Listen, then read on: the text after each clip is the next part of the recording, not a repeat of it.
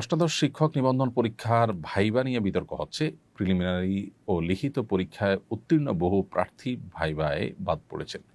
যদিও ভাইবার নম্বর মূল ফলাফলে যুক্ত হয় না, ভাইবায় কেবল কাগজপত্র যাচাই হওয়ার কথা থাকলেও বাস্তবে ব্যাপক বৈষম্যের অভিযোগ উঠেছে। কাউকে শুধু নাম ঠিকানা জিজ্ঞেস করা হয়েছে, আবার কাউকে কঠিন প্রশ্ন করে ফেল করানো হয়েছে। পরীক্ষকদের মতাদর্শ না মিললেই ফেল করানো হয়েছে বলে আমার পর্যবেক্ষণ। এ ধরনের মূল্যায়ন কি ন্যায্য? শিক্ষক নিবন্ধন পরীক্ষায় নীতি ও পদ্ধতি কেমন হওয়া উচিত বলে আপনি মনে করেন? দেখুন, এ ধরনের পরীক্ষায় অনেক বড় একটা আমানতদারিতার বিষয় চলে আসে। এখানে কারোর প্রতি যদি কোনো প্রকার বৈষম্য করা হয়, জুলুম করা হয়, সেটি শুধু জুলুমই নয়, সেই রাষ্ট্রকে বা জনগণকে তাদের অধিকার থেকে বঞ্চিত করা এবং এর বিপরীতে অযোগ্য, অথর্ব এবং তুলনামূলক কম যোগ্য মানুষকে নিয়োগ দিয়ে মূলত রাষ্ট্রের সাথে, জনগণের সাথে প্রতারণা করা হয়। অনেক মানুষের অধিকার, গোটা দেশের জনগণের অধিকার সেখানে নষ্ট করার শামিল। তো এই জন্য এ ধরনের বৈষম্য করা সুস্পষ্ট জুলুম, এবং প্রশ্নের উত্তর সঠিক দেওয়ার পরও যদি ফেল করানো হয় কলা কৌশলে, বিশেষ করে নিজের মতাদর্শের সাথে বনিবনা না হলে, তাহলে সেক্ষেত্রে ভিন্ন ঘরানার হওয়ার কারণে অনুত্তীর্ণ করা, এটা ইসলাম এবং রাষ্ট্রীয় প্রচলিত আইনের পরিপন্থী।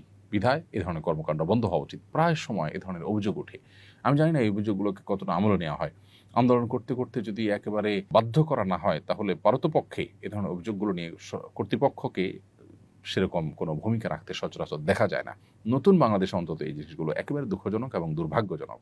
আমিও ব্যক্তিগতভাবে এরকম কিছু ভাইকে জানি যারা এই ধরনের বিভিন্ন পরীক্ষা অংশগ্রহণ করেছেন। এতটা যোগ্য, এতটা মেধাবী, তাদের পরীক্ষার ফলাফল এতটা ভালো এবং মানুষ হিসেবে তারা এতটা ভালো যে তারা এই ধরনের পদে যাচ্ছেন। এটাই একটা সারপ্রাইজিং বিষয় যে এরকম পদের জন্য তারা আবেদন করেছেন, অথচ তাদেরকে পর্যন্ত বাদ দেওয়া হয়েছে। এরকম ঘটনা আমিও জানি। খুবই দুর্ভাগ্যজনক এই বিষয়গুলো।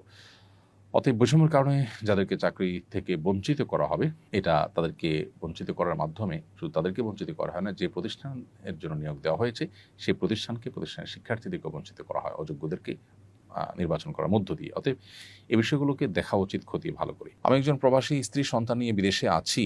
এখানে সন্তানকে দিনই শিক্ষা দিতে পারছি না, করণীয় কি? যেখানে সন্তানকে দিনই শিক্ষা দিতে পারেন না, সেখানে তো থাকাই আপনার জন্য জায়েজ নাই। আর সন্তানকে দিনই শিক্ষার দেওয়ার জন্য প্রাতিষ্ঠানিক কোনো ব্যবস্থা না থাকলে নিজে দিন শিখে তাদেরকে শেখানোর চেষ্টা করবেন। এটা হতে পারে আপনার জন্য সর্বশেষ বিকল্প। কিন্তু কোনোভাবে যদি দিনই শিক্ষা দেওয়ার কোনো উপায় না থাকে, আপনি দিতে না পারেন, তাহলে সেক্ষেত্রে সন্তানকে দিন বিমুখ করে গড়ে তোলা আপনার জন্য নাজায়েজ কাজ, এবং এরকম পরিবেশে থাকাই আপনার জন্য নাজায়েজ যেখানে আপনি কোনোভাবেই সন্তানকে দিনমুখী করতে পারছেন না, বরং দিন বিমুখ হতে বাধ্য করছেন। আস-সুন্নাহ ফাউন্ডেশন, উম্মার স্বার্থে, সুন্নাহর সাথে।